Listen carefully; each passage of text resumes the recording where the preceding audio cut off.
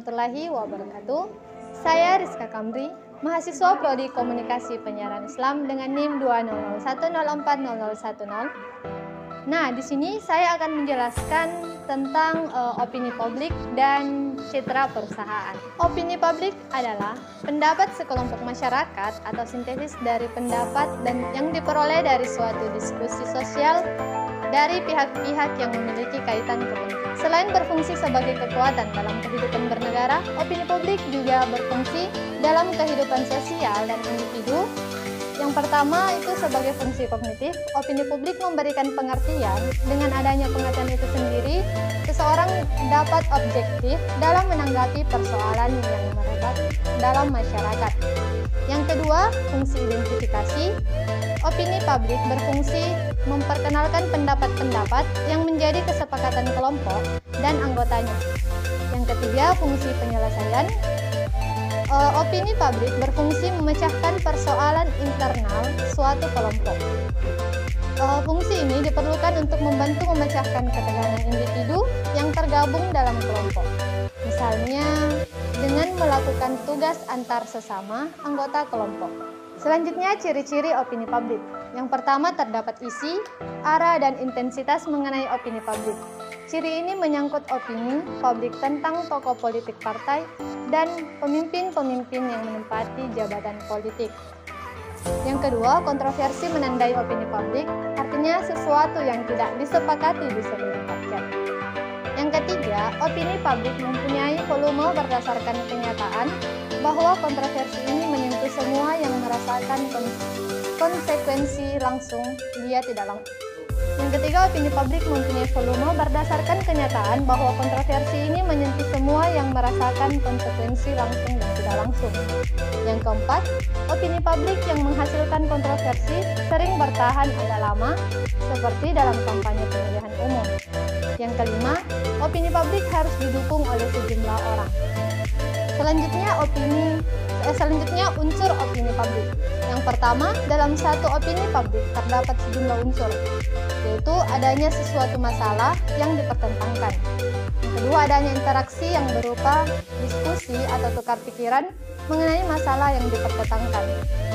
Kemudian, adanya pro dan kontra sebelum tercapai konsensus. Yang kelima, melibatkan lebih dari satu orang. Dan yang terakhir itu adanya pendapat yang terintegrasi terhadap suatu masalah. Sasaran opini publik. Yang pertama, opini publik sebagai kekuatan politik merupakan salah satu format efek dari proses komunikasi politik dengan perspektif mekanistik, terutama melalui saluran media massa. Yang kedua, opini publik terdapat pada halayak politik yang menjadi sasaran komunikasi politik. Yang ketiga, halayak politik adalah mereka yang sadar untuk terus mengikuti dinamika persoalan politik dan mengambil sikap, pendapat, dan pandangannya. Baik, selanjutnya kita masuk ke materi citra perusahaan. Nah, citra perusahaan sendiri merupakan persepsi dari satu organisasi yang direkam di memori konsumen dan bekerja sebagai filter yang mempengaruhi persepsi terhadap perusahaan. Citra menunjukkan kesan suatu objek terhadap objek lain yang terbentuk dengan proses informasi setiap waktu dari objek lain yang terbentuk dengan proses informasi dari waktu dari berbagai sumber terpercaya. Selanjutnya, faktor-faktor yang mempengaruhi citra perusahaan. Yang pertama, orientasi terhadap manfaat yang telah diberikan atau diterima dan sebagainya diinginkan oleh kelompok halayak sasarannya. Yang kedua, manfaat yang ditampilkan melalui kualitas dan kuantitas pelayanan cukup realistis dan mengesankan bagi halayak. Yang ketiga, citra yang baik tersebut telah dipresentasikan berdasarkan kemampuan perusahaan, kebanggaan, nilai dan nilai kepercayaan, kejujuran dan mudah dimengerti oleh sebagai halayak sasaran.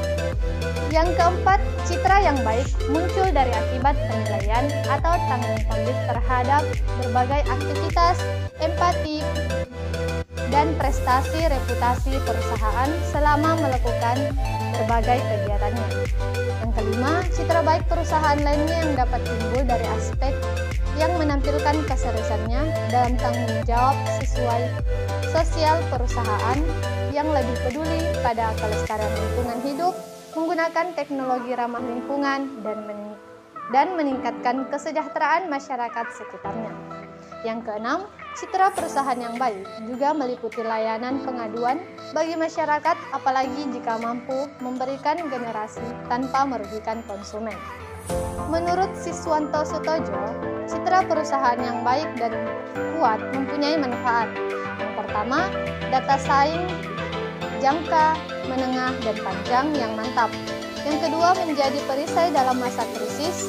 Yang ketiga, menjadi daya tarik eksekutif handal adalah aset perusahaan.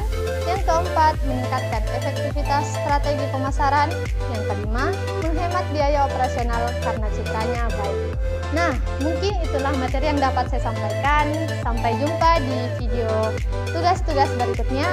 Wassalamualaikum warahmatullahi wabarakatuh.